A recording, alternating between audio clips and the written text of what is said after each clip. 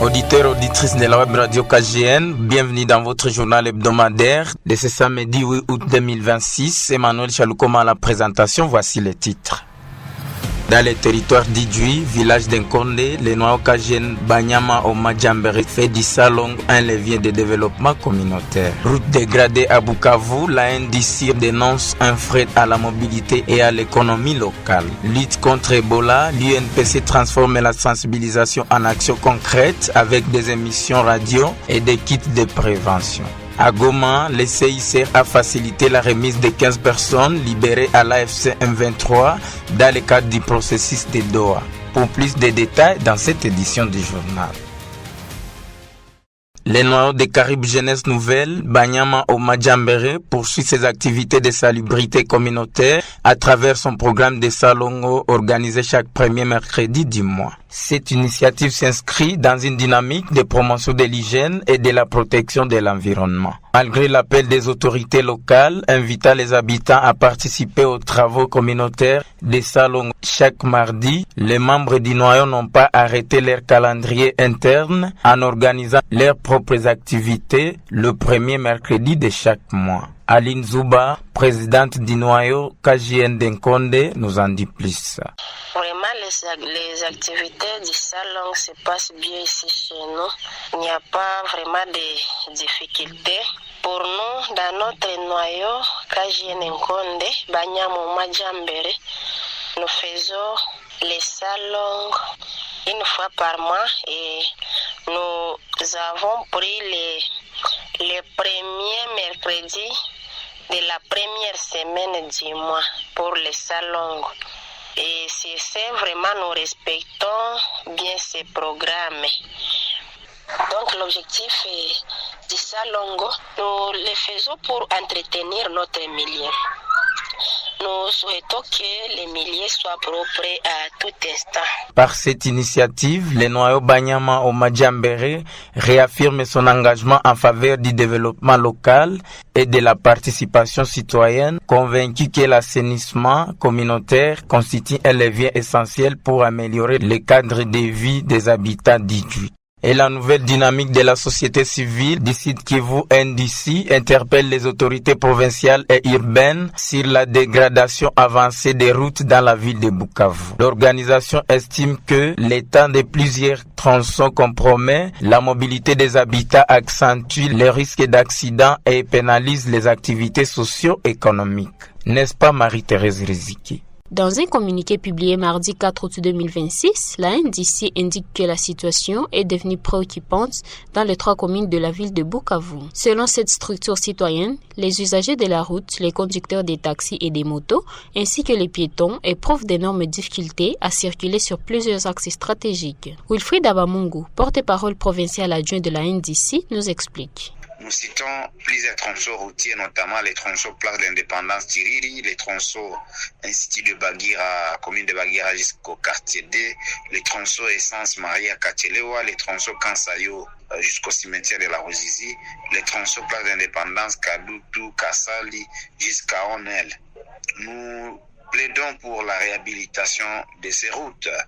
Nous demandons aux autorités provinciales et urbaines de redoubler d'efforts pour la réhabilitation urgente de ces tronçons pour permettre aux citoyens de circuler librement et en toute sécurité. La structure citoyenne a, par ailleurs, salué les travaux de réhabilitation de la route et du collecteur de Kahua en cours sur le tronçon Place de l'Indépendance industrielle. Elle a encouragé les autorités à renforcer leur plaidoyer auprès des partenaires techniques et financiers afin d'obtenir les moyens nécessaires pour la réhabilitation des routes à travers l'ensemble de la province du Sud Kivu. Dans le cadre de la campagne Presse mobilisée contre Ebola au Sud Kivu, l'Union nationale de la presse du Congo, INPC, section du Sud Kivu, poursuit son offensive contre la maladie à virus Ebola en combinant sensibilisation médiatique et action de terrain. Enit Kadjibouem pour les détails. Avec l'appui financier de la coopération suisse en RDC, l'organisation transforme désormais les acquis des formations en initiatives concrètes au bénéfice des médias et des populations. L'une des principales actions engagées est la diffusion d'une série d'émissions radiophoniques consacrées à la prévention d'Ebola. Produits sous forme de magazines de 30 minutes en français et en swahili, ces programmes sont diffusés sur une vingtaine de radios partenaires à travers le Sud Kivu afin de toucher un public plus large. Les émissions mettent l'accent sur les mesures de prévention, les signes de la maladie et l'importance d'un recours rapide aux structures sanitaires en cas de symptômes suspects. À travers cette initiative, l'UNPC entend renforcer le rôle des médias dans la diffusion d'informations fiables et lutter contre les rumeurs susceptibles de compromettre les efforts de riposte. Parallèlement à cette sensibilisation, l'organisation poursuit la distribution de dispositifs de prévention dans les rédactions. L'UNPC Sud Kivu étend désormais cette initiative au territoire afin de renforcer la protection des professionnels des médias tout en rapprochant les messages de prévention des communautés. Égide Kitumaini, secrétaire provincial de l'UNPC Sud Kivu, nous en dit plus. Nous pensons que apporter des lave-mains aux gens, c'est déjà un message pour leur dire qu'il faut se laver chaque fois, qu'il faut de l'hygiène, des lavements des mains, même s'il n'y a pas de savon, qu'il y ait du savon également. Les mains doivent être propres parce qu'elles sont porteurs de différents germes de maladies. Et donc nous pensons que l'INPC, avec la coopération suisse, fait du bon travail pour faire passer les messages, pour dire stop à la maladie à virus Ebola. Eh bien, le message est clair, c'est question de nous unir ensemble pour que tous les internautes, tout ce que nous lisent, puissent porter également les messages de stopper cette maladie qui est dangereuse également. En dotant les rédactions d'équipements de prévention, l'UNPC envoie un message fort. La protection de la santé publique commence aussi dans les médias, car informer, sensibiliser et montrer l'exemple deviennent les 3 piliers d'une presse pleinement mobilisée contre Ebola. Neki omukazi olu mu gitabo kya leta ayemererwe okuyima omubirugu byeshe cyangwa by'omulume wake okuba omubuhya gushagacha obuko okumwana nabazere cyangwa okushagama yage guli mwazi gwa KGN okubura bale bwanede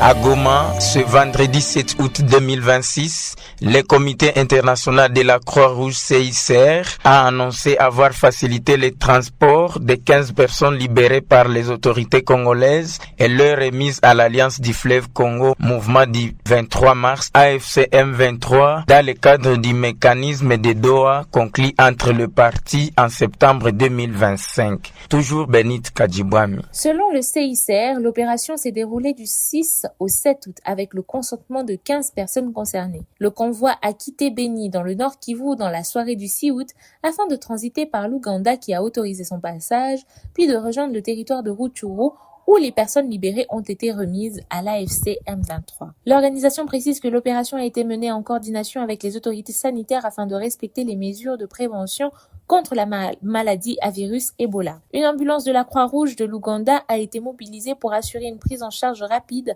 en cas d'urgence médicale. Le CICR rappelle qu'il agit exclusivement comme intermédiaire neutre à la demande des parties pour faciliter le transport et la remise en toute sécurité des personnes libérées dans le cadre du processus de Doha. En 2025, au mois de mai, l'institution avait déjà facilité le transfert de plusieurs centaines de militaires désarmés des forces armées de la République démocratique du Congo, des policiers de la police nationale congolaise, ainsi que de leurs familles de Goma vers Kinshasa. L'organisation souligne enfin que le droit international humanitaire impose un traitement humain des personnes détenues en toutes circonstances et exige que toute opération de libération garantisse leur sécurité. Créé en 1863, le Comité international de la Croix-Rouge mène des actions humanitaires dans les zones de conflit, notamment pour protéger les civils, rétablir les liens familiaux et promouvoir le respect du droit international humanitaire.